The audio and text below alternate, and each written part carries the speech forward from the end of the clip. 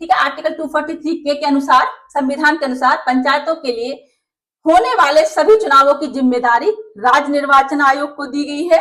ठीक है। इस आयोग को वोटर लिस्ट तैयार करने और चुनाव कराने की पूरी देखरेख, जिसमें क्या आता है आपका अधिशासन, निर्देशन और नियंत्रण कराने का काम सौंपा गया है। ठीक है। राज्य निर्वाचन आयुक्त की नियुक्ति देखिए क्या लिखा है। राज्य निर्वाचन आयोग में एक प्रमुख अधिकारी होता है जिसे क्या बोलते हैं, राज्य निर्वाचन आयुक्त कहते हैं। ठीक है। इस आयुक्त को राज्यपाल नियुक्त करते हैं, यानी राज्यपाल ही आयोग के प्रमुख को चुनते हैं, जो चुनाव प्रक्रिया का मुखिया होता है। ठीक है। तो राज्यपाल चुनते हैं इनको, ये चुनाव प्रक्रिया का मुखिया होता है कौन, आयुक्त।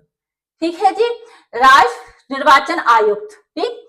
कार्यकाल और सेवा शर्तें देखिए। राज्य निर्वाचन आयुक्त की पद की अवधि और सेवा संबंधी नियम राज्य सरकार यानी विधानमंडल द्वारा बनाए गए नियमों से तय होंगे। ठीक है जी। तो इनकी पद अवधि और सेवा शर्तें कैसी होंगी, जो राज्य विधानमंडल कानून बनाकर उनको तय करेंगे। ठीक है। अब देखिए हटाने के नियम देखिए यहाँ पे क्या है। आर्टिकल 243 के अनुसार राज्य निर्वाचन आयोग को उसके पद से उसी रीति से हटाया जाता है जिस रीति से उच्च न्यायालय के न्यायाधीश को हटाते हैं, उसी रीति से यहाँ पे ये निर्वाचन आयुक्त है, इनको भी उसी रीति से हटाते हैं। अब उच्च न्यायालय के न्यायाधीश को हमने देखा था किस रीति से हटाया जाता है, जिस रीति से सर्वोच्च न्यायालय के न्यायाधीश को हटाया जाता है। तो हटाने की जो प्रक्रिया है वो एक प्रोसेस है, एक आधार है। ठीक है।